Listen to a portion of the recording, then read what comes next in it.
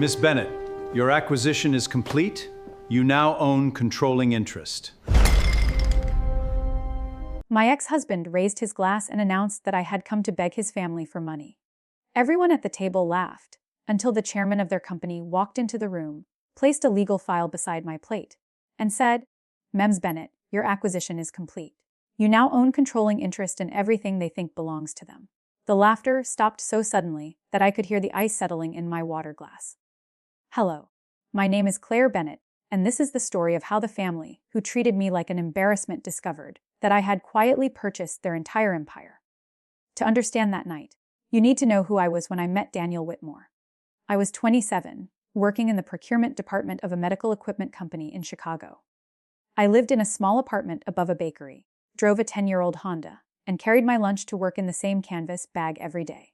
Daniel was charming, confident, and already an executive at Whitmore Dynamics, the manufacturing company his grandfather had founded. He took me to beautiful restaurants, but what impressed me was not the money. It was the way he listened when I talked about my mother, who had died when I was 19, and my father, who had repaired factory machines until an accident damaged his spine. Daniel told me that he admired how hard I worked. I believed him. When he proposed, his family did not celebrate. His mother, Victoria, stared at my simple engagement ring and asked whether Daniel had forgotten to take me to a proper jeweler. His sister, Madison, wanted to know if anyone in my family had attended an Ivy League school. His father, Richard, shook my hand as if he were interviewing me for an entry-level position. Daniel fierced my fingers beneath the table and whispered, "Ignore them. They'll come around." They never did. At our wedding, Victoria seated my father near the kitchen door because she said his wheelchair would interrupt the photographs. When I objected, Daniel asked me not to create drama. That sentence became the rhythm of our marriage. Don't create drama when Victoria entered our house without calling. Don't create drama when Madison called my job a hobby. Don't create drama when Richard introduced me at a charity dinner as Daniel da Project from the working class. Each insult was small enough for Daniel to dismiss and sharp enough for me to remember. What none of them knew was that my ordinary job had changed. 2 years after the wedding, I left the medical equipment company and joined a struggling investment firm called North Star Capital. It had 6 employees and 1 cramped office and more debt than clients. Its founder, Helen Cho, was brilliant but ill. She taught me how to study a company from the inside out, not its polished reports, but its suppliers, contracts, patents, people, and hidden risks. "Numbers tell you what happened," Helen once said. "People tell you what will happen next." When Helen's health declined, she offered me a chance to buy half the firm for almost nothing. I used my savings, borrowed against my apartment, and worked nights for 3 years. We made careful investments in clean energy, logistics software, and medical robotics. One became 10 times more valuable. Another went public. By the time Helen retired, North Star managed billions. I kept my ownership private. That was normal in our industry, and it protected our negotiations. Daniel knew I worked in investments, but he never asked what I did. He was too busy talking about his own title. At home, our marriage slowly became a performance. Daniel loved having a wife who was quiet at dinners and invisible in photographs. But when I began traveling for board meetings, he accused me of neglecting him. Then I found the hotel receipt. It was tucked inside his jacket after a family gala in New York. 1 suite, 2 breakfasts, a bottle of champagne. The date was the same weekend he said he was visiting a factory in Ohio. When I confronted him, he did not apologize. He smiled. "You should be grateful I stayed this long," he said. "You never really belonged in my world." The woman was Sabrina Cole, the daughter of a real estate developer. Victoria adored her. Madison had already been posting photographs with her online. I filed for divorce the following week. Daniel assumed I would demand a fortune. Instead, I asked for the apartment I had owned before marriage, my personal savings, and nothing from the Whitmore family. Our prenuptial agreement kept our business interests separate, which pleased him enormously. "At least you understand your position," Richard told me after mediation. He had no idea how true that was. The divorce became final in March. In April, Whitmore Dynamics began to collapse. Publicly, the company still looked powerful. It had factories in 7 states, military supply contracts, and a market value above $4 billion. Privately, it was bleeding cash. Daniel had approved an expansion based on false demand projections. Richard had borrowed heavily to fund it. Madison's luxury division had lost $80 million in 18 months. Worse, their newest battery system had a safety defect. North Star discovered the problem while studying one of Whitmore's suppliers. Internal test reports showed that executives knew about overheating months before they warned customers. My team also found suspicious payments routed through a consulting firm owned by Daniel's college friend. I did not celebrate. Thousands of innocent employees depended on that company. If Whitmore failed suddenly, factories would close and pensions could disappear. So North Star began buying its debt. Quietly, legally, one lender at a time. By summer, we controlled enough debt to determine whether Whitmore survived. Through separate investment vehicles, we also acquired shares from frightened institutions. The Whitmores believed several unrelated funds were rescuing them. Every one of those funds led back to me. Then, on a Thursday afternoon, Victoria called. "Claire," she said, with false sweetness, "we're having a family dinner on Saturday. Daniel and Sabrina are announcing their engagement. We think it would be healthy for everyone if you came." I almost laughed. Victoria had not spoken to me since the divorce. "Why would my presence be healthy?" I asked. "Closure," she replied. "And there are a few documents Daniel needs you to sign." There it was, the real reason. My attorneys had already warned me that Daniel was trying to make me accept responsibility for a consulting agreement he had signed during our marriage. The agreement was connected to the missing payments. They did not want closure. They wanted a shield. I accepted the invitation. But before I hung up, Victoria added one last insult. "Please dress appropriately. Sabrina's family will be there." I looked through the glass wall of my office at 20 analysts preparing the final acquisition documents. "Don't worry," I said. "I'll come exactly as I am." The Whitmore estate stood beside Lake Michigan behind iron gates and rows of trimmed hedges. I had lived there briefly while our first house was renovated, but it had never felt like home. When I arrived, the security guard examined my old sedan and asked whether I was part of the catering staff. "Family guest," I said. He checked twice before opening the gate. Inside, nearly 30 people filled the dining room. Investors, relatives, company officers, and Sabrina's parents stood beneath a chandelier worth more than my father's house. Victoria looked me up and down. I wore a navy dress, low heels, and no visible jewelry except my mother's silver watch. "You made it," she said, sounding disappointed. Daniel approached with Sabrina holding his arm. She was beautiful, perfectly dressed, and younger than I was. I did not blame her for the affair. Daniel had lied to her too. He had told her our marriage was over months before it actually ended. "Claire," he said, "I hope tonight won't be too painful for you." "I think I'll manage." He leaned closer.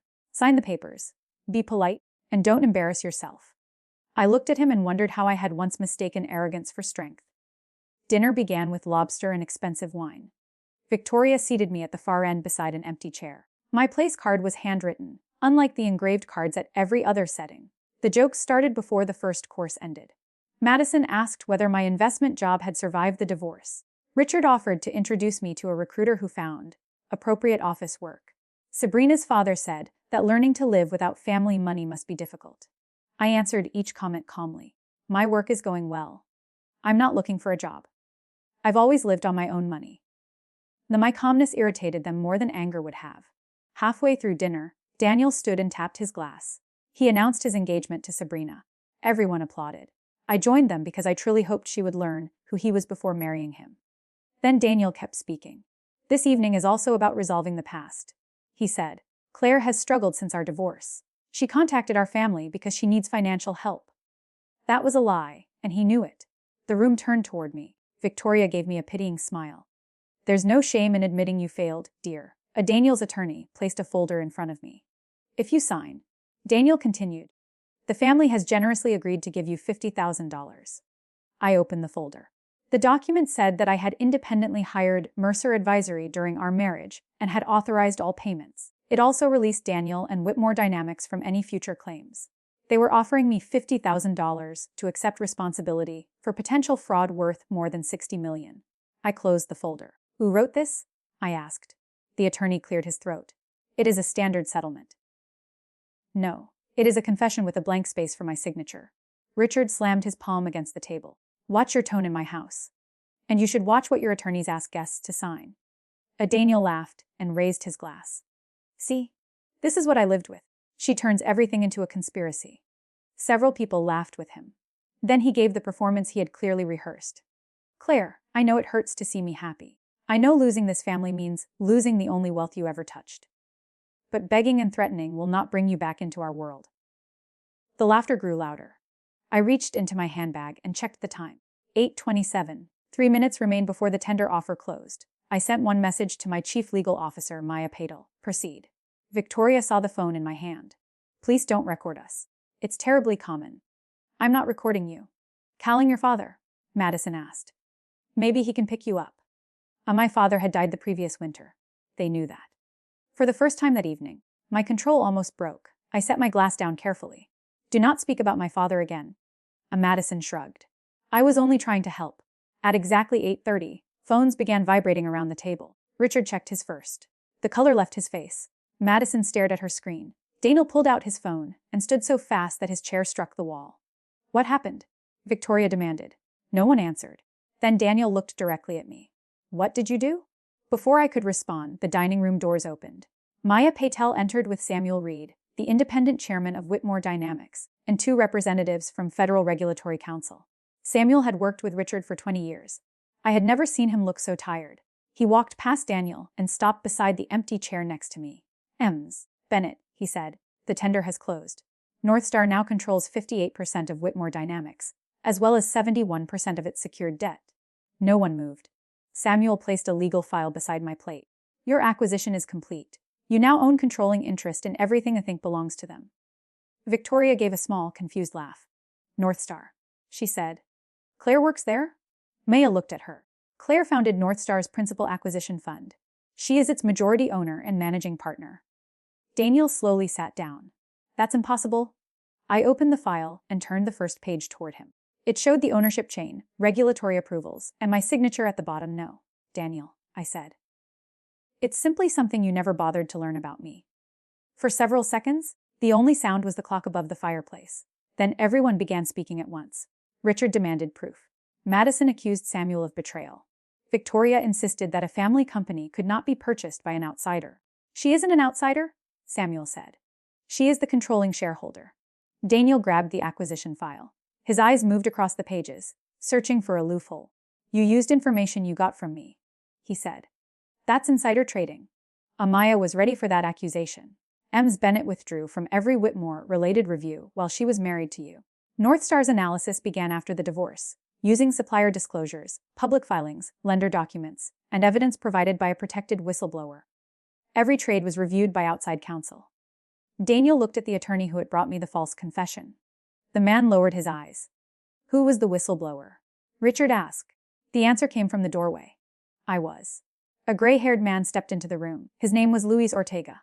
He had managed safety testing at Whitmore's Ohio battery plant for 17 years. Daniel's face changed immediately. You were fired, he said. After I refused to author a test report, Luis replied. He placed a storage drive on the table. It held emails, laboratory results, and recordings of meetings. The battery problem was worse than my team had known.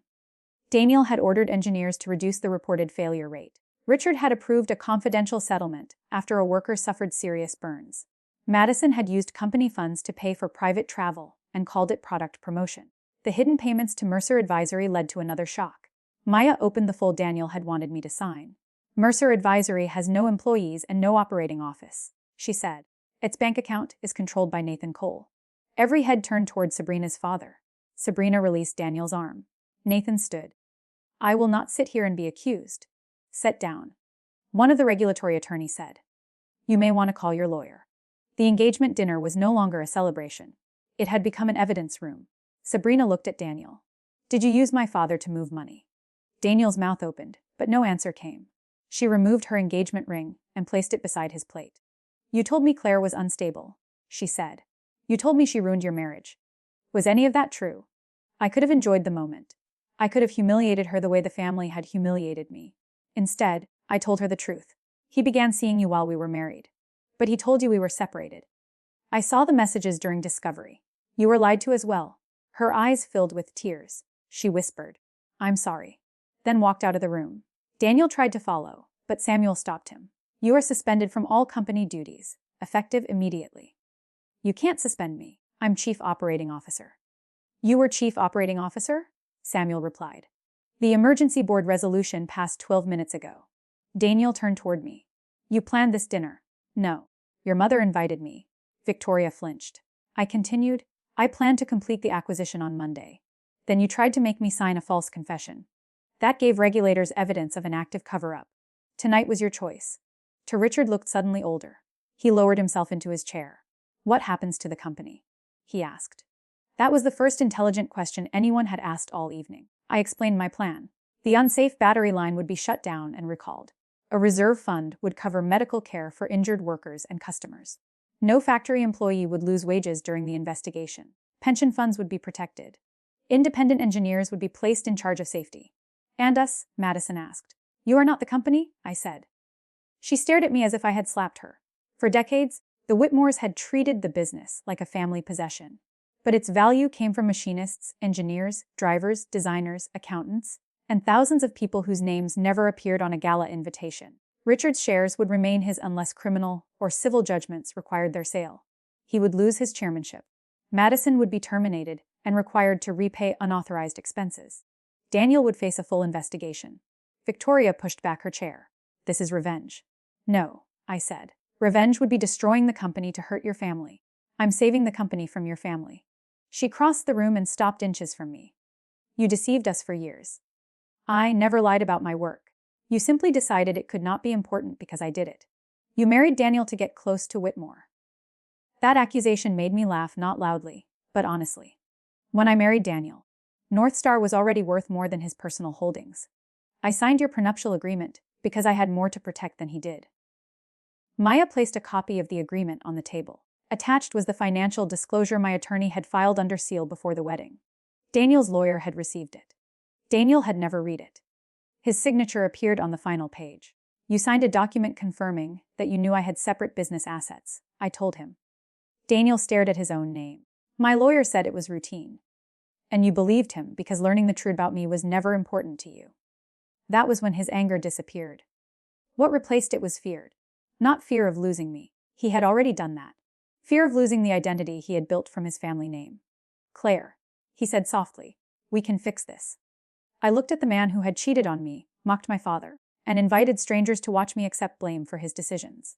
The company can be fixed, I said. You and I ended a long time ago. The investigation lasted 6 months.